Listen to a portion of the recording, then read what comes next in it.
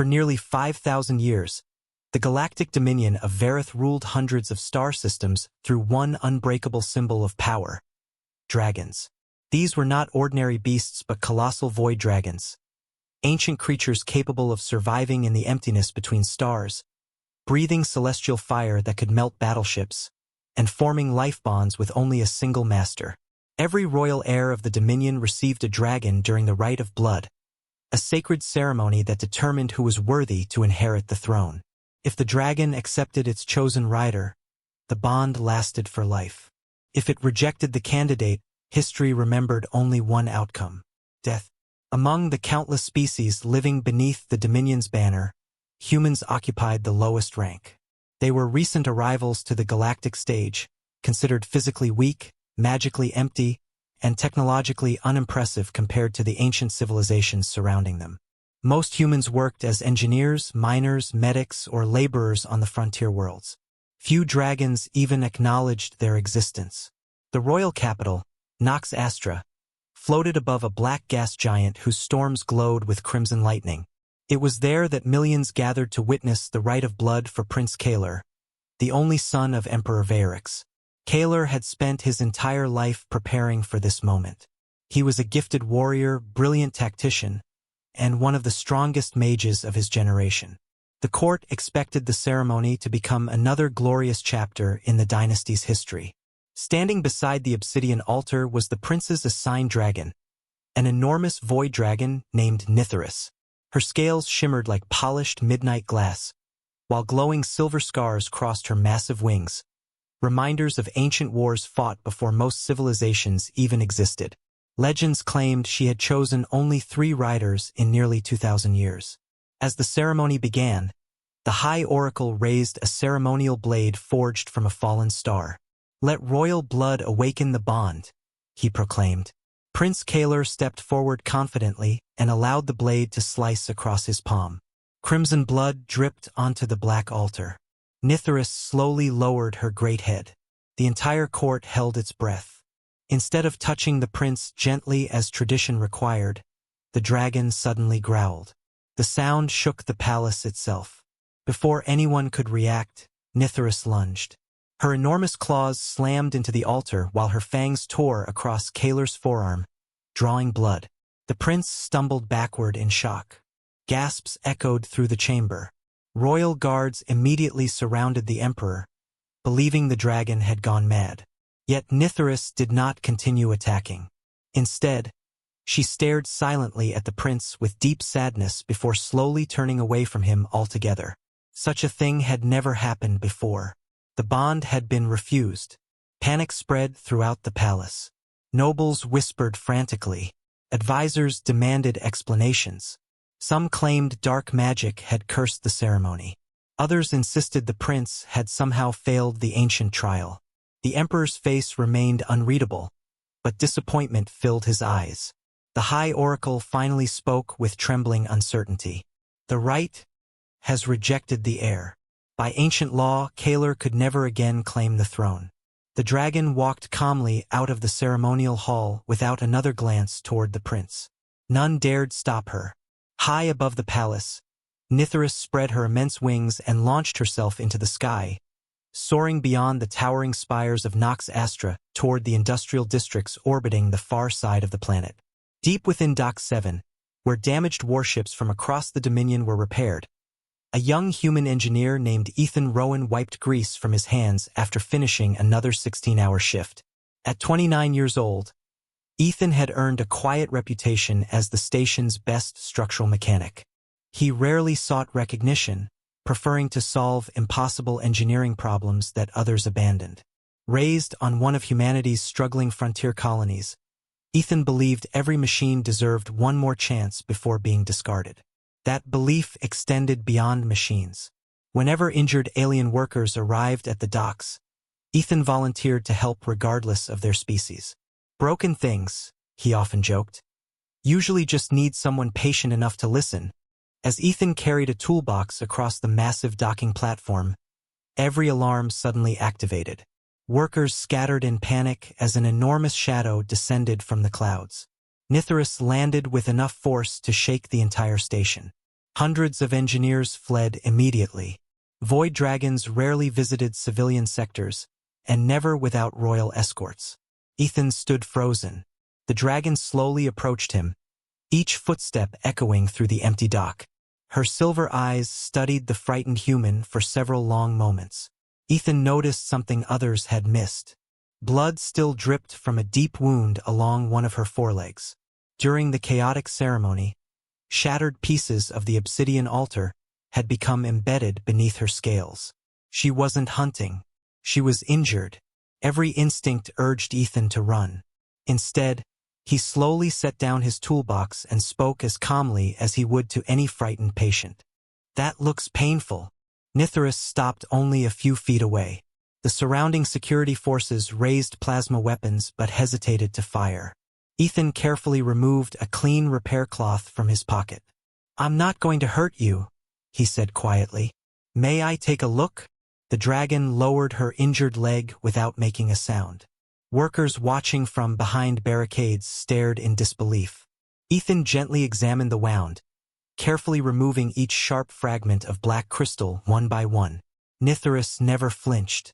When he finished cleaning the injury, Ethan wrapped the leg with reinforced medical fabric normally used to stabilize damaged spacecraft fuel lines. "There," he smiled. "Not exactly royal treatment, but it'll hold until it heals." Nithris looked down at the strange white bandage. Then, in a gesture that stunned every witness, the ancient void dragon gently lowered her enormous head and rested it against Ethan's shoulder. Complete silence fell across Dock 7. Moments later, a brilliant silver symbol appeared on Ethan's wrist, glowing beneath his skin like liquid starlight. The High Oracle, who had arrived moments earlier with the Imperial Guard, nearly dropped his staff. "Impossible," he whispered. "The dragon's mark." Every dragon bond in recorded history had belonged to royalty. Yet before the eyes of an entire empire, the dragon who had rejected the alien prince had chosen an ordinary human mechanic instead. The galaxy would never be the same. Silence gripped Dock 7 long after the silver mark appeared on Ethan Rowan's wrist.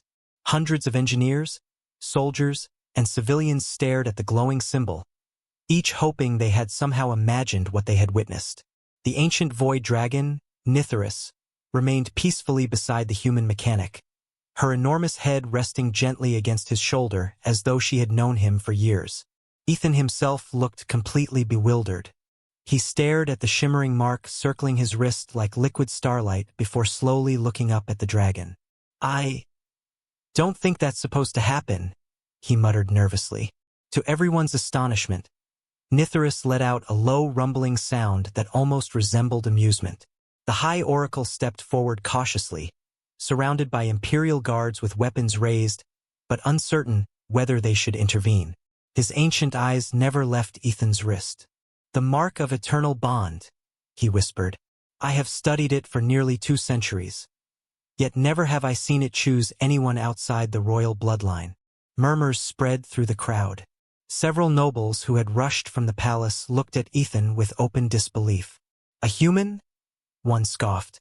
"Impossible." Another hissed. "The dragon must be under some kind of spell." But before anyone could accuse Ethan further, Nithris suddenly lifted her head and unleashed a thunderous roar that echoed across the orbital city. The sound shook every window and sent a wave of invisible force through the station. Every dragon in orbit answered with distant cries, recognizing the declaration for what it truly was. She had publicly acknowledged her chosen partner. There could be no mistake. Inside the Imperial Palace, Prince Kaler sat alone in the Hall of Ashes while royal physicians treated the wounds on his arm. His injury was not life-threatening, but the emotional wound cut far deeper. Since childhood, he had trained every waking hour to earn Nithris' acceptance. Now, in front of the entire empire, she had rejected him in favor of someone the Dominion barely considered equal to a servant. When the chamber doors opened, Emperor Vayrix entered silently. Father and son looked at one another for a long moment before the emperor finally spoke. "Do you hate him?" Kaler frowned. "The human?" Vayrix nodded. Kaler looked down at the blood-stained bandages covering his arm. No, the emperor seemed surprised. Kaler sighed heavily. He didn't ask for this. He looked toward the palace window where distant traffic moved between the stars. If anything, his voice grew quieter. I want to know why she chose him. Across the station, Ethan had been escorted, not imprisoned, but respectfully accompanied, to a secure observation chamber overlooking Dock 7. Nithirus refused to leave his side. Whenever security personnel attempted to separate them, the dragon calmly blocked every doorway with one enormous wing until they abandoned the effort. Ethan sat awkwardly on a reinforced bench while dozens of officials observed him through thick armored glass. This is getting weird, he admitted. Nithirus simply blinked slowly. The High Oracle entered carrying several ancient crystal tablets. Human Ethan Rowan, he began formally.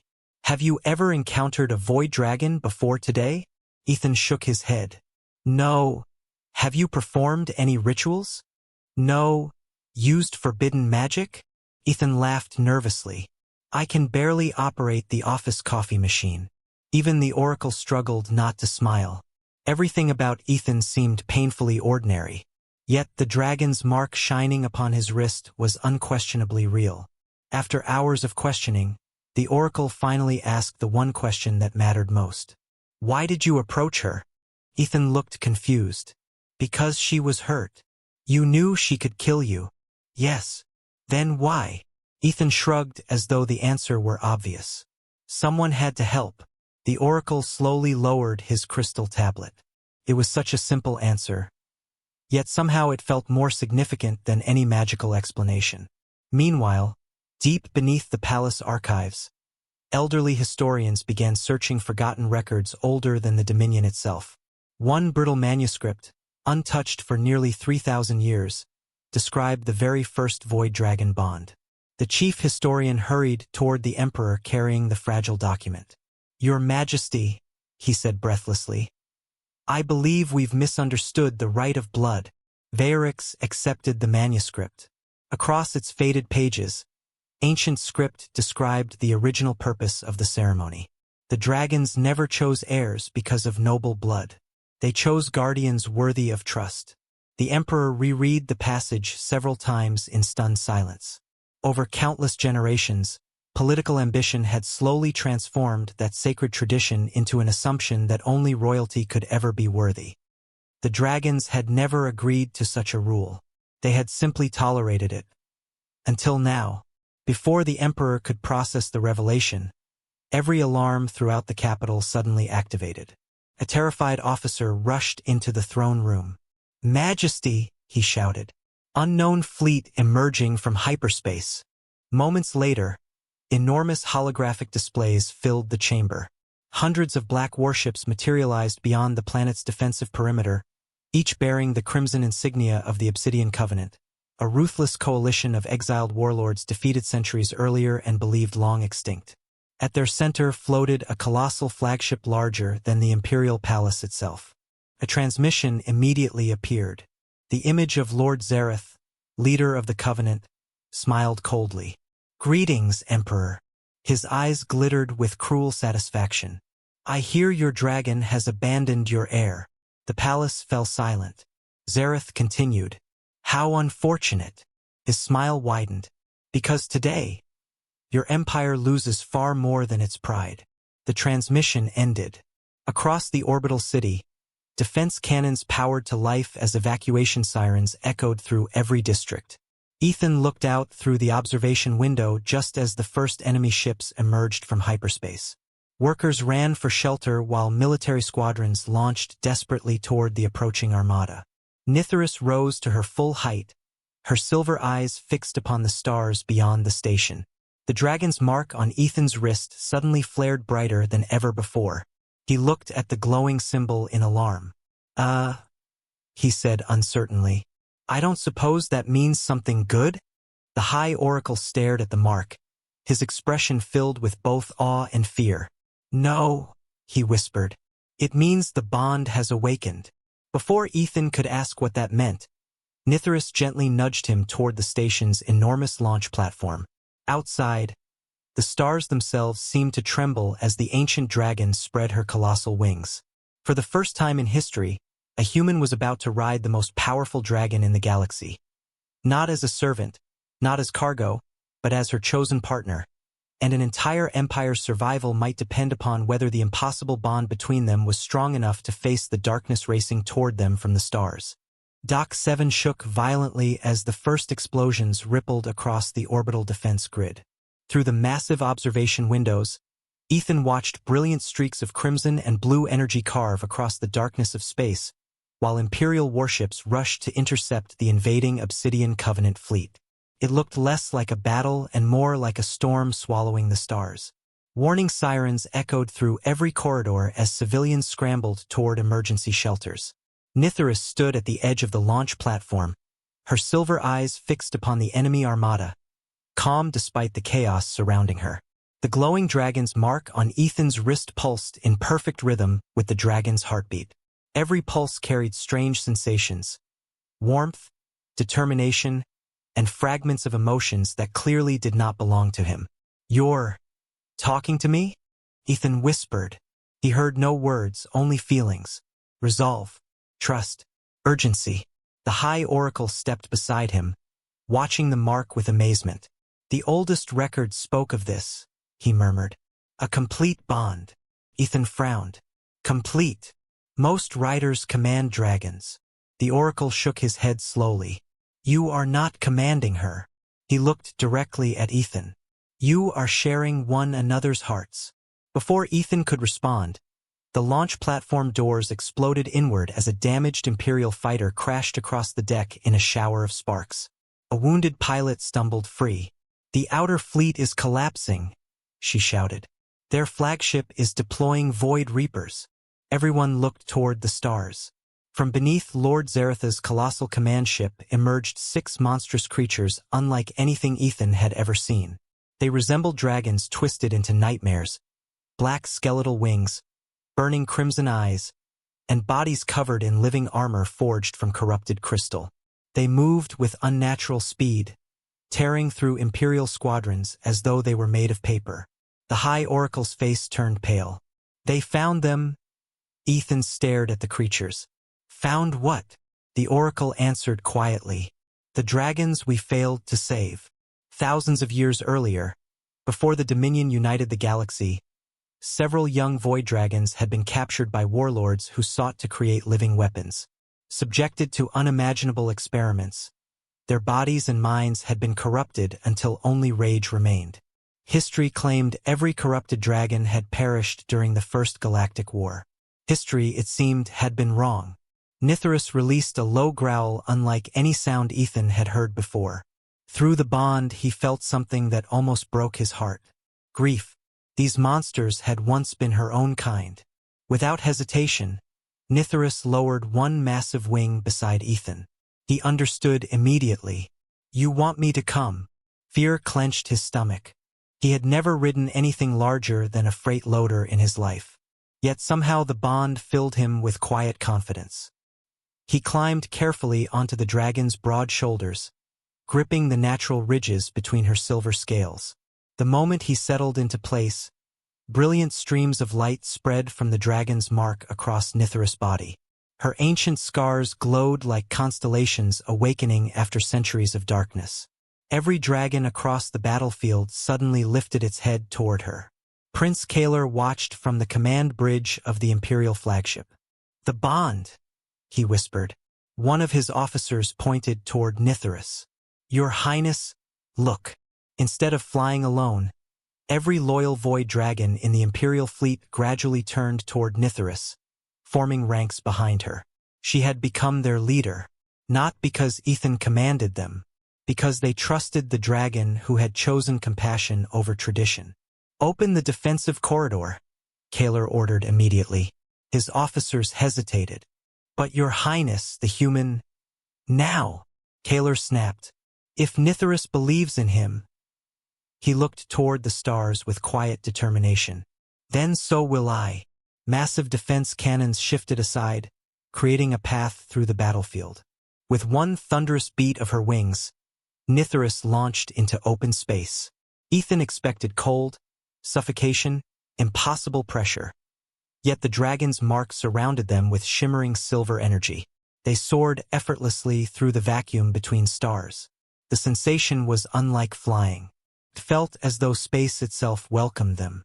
Enemy fighters immediately swarmed toward the dragon. Ethan instinctively ducked. Nithris did not. She twisted gracefully between incoming plasma fire while Ethan found himself anticipating every movement before she made it. Their thoughts flowed together so naturally that he barely realized he was helping guide her through impossible maneuvers.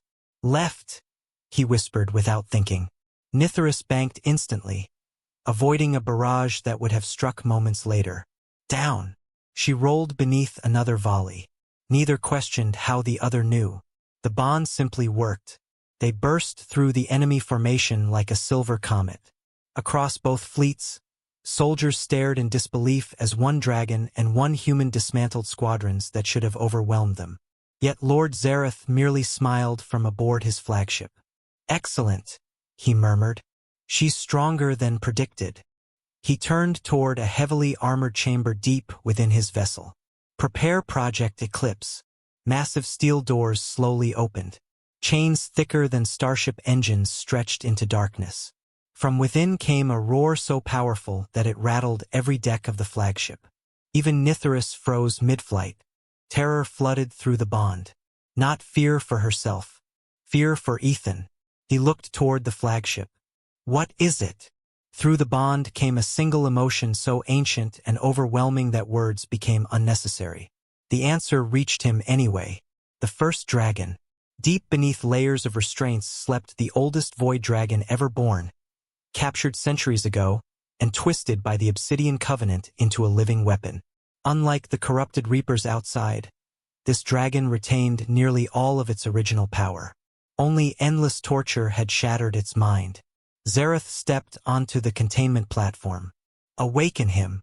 Energy surged into the ancient prison. One enormous golden eye slowly opened within the darkness. Then another.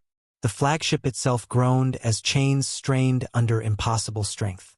Across the battlefield, every loyal void dragon cried out in anguish.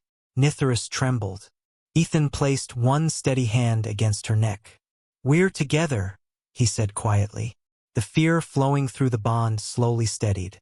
Far behind them, Prince Kaler watched the awakening horror through the flagship's tactical displays. He finally understood why Nithris had rejected him during the Rite of Blood. She had not refused him because he lacked strength. She had refused him because the Empire would soon need something greater than strength. It would need someone capable of seeing even a wounded dragon as a life worth saving. And only one person had done that without hesitation. As the first dragon's chains shattered one by one, its deafening roar echoed across the stars, announcing the arrival of a battle that would decide not only the fate of the Dominion, but whether dragons would remain guardians of the galaxy or become the instruments of its destruction forever. "I prefer this response." The black chains shattered one after another with deafening cracks that echoed throughout the enormous chamber. Silver energy flooded the dreadnought, causing its walls to tremble as ancient machinery overloaded. Ethan instinctively tightened his grip on Nithris's crystal harness while Lord Zareth calmly stepped backward, his expression disturbingly confident. "At last," the warlord whispered, "the final seal has opened." The imprisoned elder dragon slowly lifted his massive head. Though weakened by centuries of captivity, his silver eyes remained filled with quiet wisdom rather than rage. Ethan expected the dragon to attack immediately, but instead the ancient creature looked directly at him. "Human." The dragon's voice echoed gently through the dragon bond. "Do not let hatred decide what happens next." Before Ethan could answer, Zareth laughed. "Still preaching mercy after 3,000 years? He raised the Voidstone spear, and black lightning surged across its blade. "That mercy nearly destroyed our civilization once already." Emperor Varix's fleet finally broke through the Covenant blockade, surrounding the crippled dreadnought. Prince Kaler led the first assault squad toward the chamber, determined to protect both Ethan and Nithris despite everything that had happened during the Rite of Blood. Inside the collapsing prison, the elder dragon slowly pulled the last fragments of broken crystal from his wings. "You deserve revenge," Zareth sneered. The Dominion abandoned your kind. They chained you beneath their empire and erased the truth. The elder dragon remained silent. Zareth turned toward Ethan instead. Ask your dragon. His voice grew colder. The royal families never ruled because they were worthy. He spread his arms dramatically. They ruled because they imprisoned the dragons who opposed them. Ethan looked toward Nithris. She lowered her head sadly. Part of what he says is true. Shock spread across the chamber. Even Emperor Varix, arriving moments later with imperial guards, froze upon hearing the words through the dragon bond. The elder dragon spoke quietly. Long ago, dragons chose guardians based upon compassion rather than bloodline. His ancient eyes drifted toward the emperor, but ambitious rulers feared losing power. Memories flooded Ethan's mind through the bond. He saw ancient kings capturing elder dragons, rewriting history, and transforming a sacred partnership into a political tradition controlled by the throne. Yet he also saw another truth. Many later emperors, including Varix, had never known the deception. They had inherited a broken system built upon forgotten lies. Zareth smiled triumphantly. Now you understand. He pointed his spear toward the imperial family. Destroy them. Ethan remained perfectly still. No, Zareth blinked. What? Ethan stepped forward. You're asking me to punish people for crimes they didn't commit. Zareth's smile disappeared. Their empire exists because of those crimes. Ethan nodded slowly. Maybe. He looked toward Emperor Varix, then toward Prince Kalar, who had willingly risked his life to defend the very human chosen instead of him. But I also see people trying to do better. The elder dragon's silver eyes brightened with approval. Zareth's patience finally broke. Then you die with them. He hurled the Voidstone spear directly at Ethan. Time seemed to slow. Before anyone else could react, Prince Kalar leaped between them. The spear struck his armor, piercing straight through his shoulder and throwing him violently across the chamber. Kalar! Emperor Varix roared. Ethan rushed toward the fallen prince while Nithris unleashed a blast of silver dragonfire that forced Zareth backward. Despite the terrible wound, Kalar weakly smiled at Ethan. Guess, he coughed painfully. I finally earned one dragon's respect. Ethan gripped the prince's hand. You're going to be fine. Kalar laughed weakly. Lying isn't your talent. The elder dragon suddenly rose to his full, magnificent height. His wings stretched across the entire chamber as brilliant silver light erupted from every scale. The surviving void dragons outside answered with mighty roars that echoed across space itself. Enough! His single word carried the authority of ages. The dragon bond connecting every void dragon awakened simultaneously. Throughout the battlefield, dragons serving both sides suddenly stopped fighting. They turned away from warships and flew instead toward the ancient elder. Zareth stared in horror. No! He whispered. Obey me! None of them did. The elder dragon looked upon the gathered dragons and humans alike. No chain forged by fear shall bind us again. The dragon's mark on Ethan's wrist blazed brighter than a newborn star. One by one, identical silver marks appeared upon the wrists of countless beings across the battlefield. Not only dragons and royals, but medics, engineers, farmers, pilots, scientists, and ordinary citizens from dozens of different species. Every individual who had freely chosen compassion over power felt the ancient bond awaken within them. The elder dragon smiled. This was always the true purpose of the bond. Not to create rulers, but guardians. Zareth screamed with fury and charged once more, drawing a second hidden blade. Before he reached Ethan, Nithris gently stepped between them. She did not breathe fire. She simply looked into Zareth's eyes. For the first time in centuries, the warlord saw not an enemy, but the creature he had once admired before fear and bitterness consumed him. His weapon slipped from trembling fingers. Imperial guards quietly surrounded him without resistance. The war was over. Months later, the Galactic Dominion changed forever.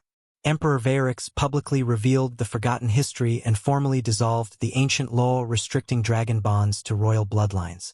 Prince Kalar, having survived his injuries, personally supported the reforms, and became one of their strongest advocates. Leadership, he declared before the Galactic Assembly, is not inherited through blood, it is earned through character. Across hundreds of worlds, dragons began choosing partners freely for the first time in thousands of years. Many selected soldiers or nobles, but many more chose healers, teachers, mechanics, explorers, and children whose hearts reflected courage rather than ambition. Ethan Rowan returned to Dock 7, where he continued repairing damaged ships, although now a legendary void dragon often rested nearby, making the station considerably more crowded than before. Whenever reporters asked why the greatest dragon in the galaxy had chosen an ordinary human instead of a prince, Ethan always gave the same answer with an embarrassed smile. "You'll have to ask her." Nithris would simply lower her great head beside him, her silver eyes filled with quiet affection, as though the answer had always been obvious. Long after the war ended, hatchlings across the galaxy learned the story of the day an alien prince's dragon drew royal blood, and then chose a human instead. Yet history remembered Prince Kaler not as the rejected heir, but as the prince who accepted the truth with honor. And it remembered Ethan Rowan not because he was the strongest warrior or the greatest king, but because when an injured dragon needed help, he saw neither status nor legend, only someone in pain. In the end, that simple act of compassion proved powerful enough to heal an empire, free the dragons, and remind the stars themselves that the strongest bonds are never forged by blood, fear, or destiny, but by the quiet choice to do what is right when no one expects it.